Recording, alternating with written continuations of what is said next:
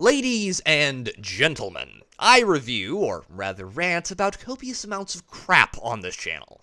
But not today. Today, I get to talk about something that I love. Ladies and gentlemen, it is time for another heretical recommendation, Die Hard. Where to begin? Ah, yes, the Die Hard isn't a Christmas movie nonsense. Let's see. John's entire reason for going to the left coast in the first place is so that he can try and make up with his estranged wife over Christmas.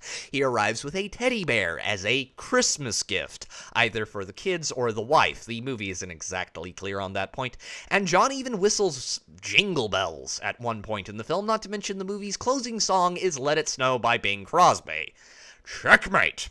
But, back to the plot, we start with John flying out to LA to meet with the aforementioned wife, who has gotten a job working for the Nakatomi Corporation. And she has done very well for herself, being promoted to the Director of Corporate Affairs. Here we are introduced to her boss Takagi, who is shown to be a pretty cool dude.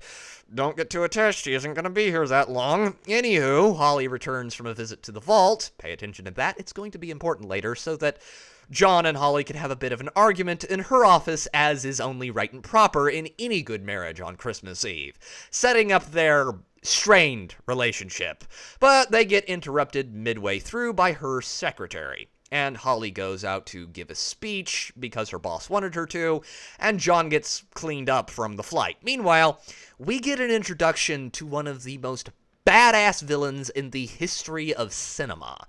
Enter Hans Gruber, a former revolutionary who is now turning his attentions towards more lucrative efforts.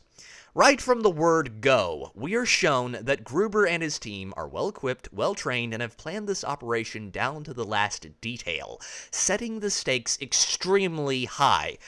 However, you could say that they're about to get a monkey inserted into the wrench, because Hans and his boys forgot a universal truth.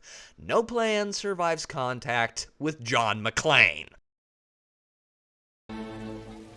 Now I have a machine gun. Ho, ho, ho. Things start to go south for Gruber and co. when John starts taking down Gruber's team one at a time. And from here, things spiral quickly out of control for just about everyone, resulting in copious amounts of blood, guts, and 80s badassery. John gets pushed to his absolute limit, physically and emotionally. Alan Rickman as Gruber is an absolute joy to watch. He owns every second of screen time he has. The stakes get ratcheted up slowly like boiling a frog until we get a climatic confrontation at the end. The big set pieces are absolutely amazing. Practical effects at their best, ladies and gentlemen. Every action scene is beautifully shot and directed. The character work grabs you from the first scene and doesn't let go until the credits roll.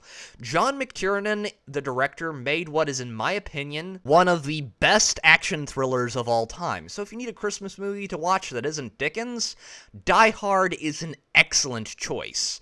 Anyway, that's all I've got for today. This has been Pete, the Heretical Nerd, signing off. I really like those sequin shirts. Do you really think you have a chance against us, Mr. Cowboy? Yippee-ki-yay, motherfucker.